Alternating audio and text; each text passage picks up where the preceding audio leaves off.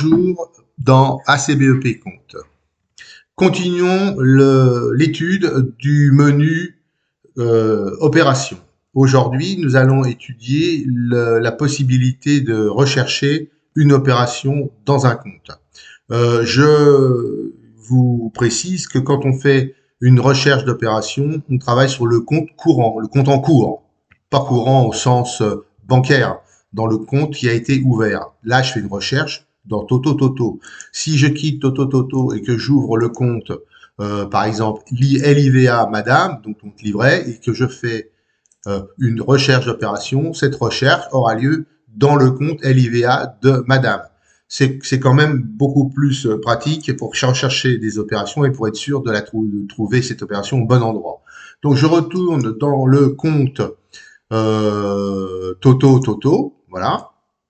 Je vais faire une recherche d'opérations, rechercher des opérations, par exemple, et je vais chercher, par exemple, une opération avec le tiers. Alors, par exemple, si je mets hyper, donc, dès que je tape une première lettre et que je trouve dans la base de données un tiers correspondant, je l'affiche de manière automatique. Donc, je prends le tiers hyper alimentation et je fais chercher. Et voilà, il me trouve 3 opérations hyper alimentation. Alors, ce qui est intéressant dans les recherches, c'est que si vous trouvez une opération justement qui vous intéresse, si vous sélectionnez cette opération, par exemple l'élection du 26 février, si vous faites un double clic là-dedans, vous vous retrouvez automatiquement avec le formulaire de cette opération dans le compte qui était sélectionné auparavant. Vous voyez, Toto, et on retrouve l'hyperalimentation à 46,23 €. Si je retourne dans la recherche des opérations, on peut chercher évidemment par numéro.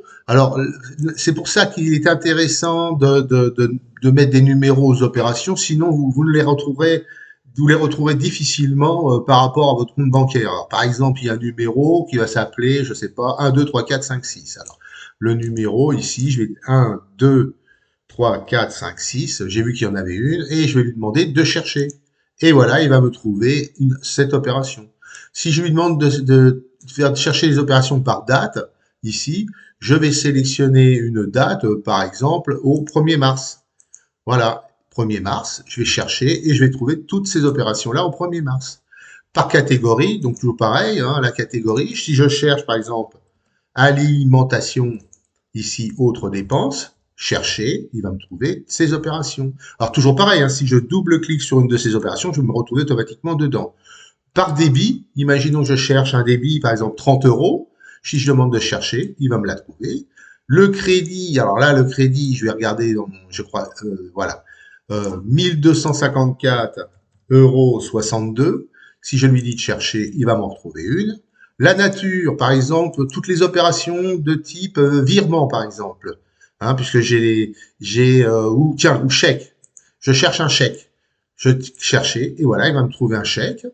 Et puis alors dans les remarques aussi, je peux faire des recherches. Par exemple, si je cherche, par exemple ici Wi-Fi, voilà, donc il me l'affiche automatiquement puisque je reconnais dans la base cette remarque. Si je lui dis chercher, il va me retrouver aussi l'opération avec Wi-Fi.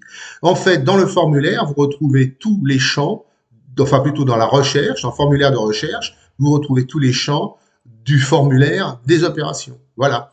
Donc je vais vous montrer aussi